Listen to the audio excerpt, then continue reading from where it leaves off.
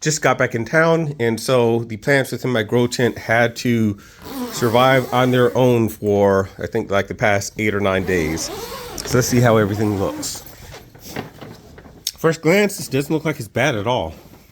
Let's go through this in a little bit more detail. So starting with these plants at the top, a lot of these plants at the top had actually been inside of this planter up until like 8 days ago. They went from sprouts to much larger plants kind of rapidly. And so before I went out of town, I realized, okay, these are going to need a little bit more soil to be in. So I just kind of hastily put them inside of larger pots. Unfortunately, when I moved them over, I forgot to relabel them. So I can't remember what some of these are. I mean, some are recognizable. Like this is a spinach. That's some type of cabbage. I have no idea what that one is though. Figure that out later. For the most part, these are doing pretty good. We've got some more back here. I think that's bok choy that is growing rather large back there. I will have to take the time to identify these. I recognize some of the cabbages. This is an older lettuce. This seems to be doing really good. I think there's more than one in there, so I'm going to need to either get these in the ground or I need to get them in individual pots so they have more room to grow.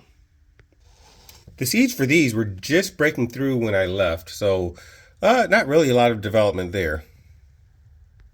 Now here's where something has suffered. These basically didn't get enough light. Part of what happens when I went out of town, I did decide to go ahead and turn the brightness of the lights down. I did that knowing that that could result in something not getting enough light, but part of what I was thinking is if I turn the lights up, it makes it hotter in here. Now, it's not hot to the point where the plants can tolerate it, but when it's hotter in here, the water evaporates faster.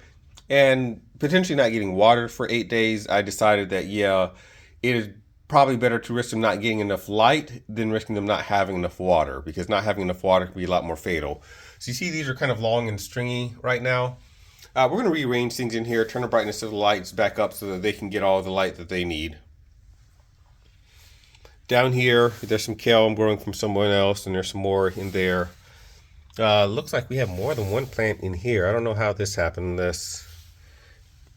I might have accidentally dropped a seed where I shouldn't have, because this looks like it's 2 cabbages of one type, but then that's another bok choy right there. Nothing going on with the bamboo. I understand that takes like 20 days to germinate, and it hasn't been 20 days yet. Experimenting around with a grass seed here, although it looks like I've got a plant of some other type in there.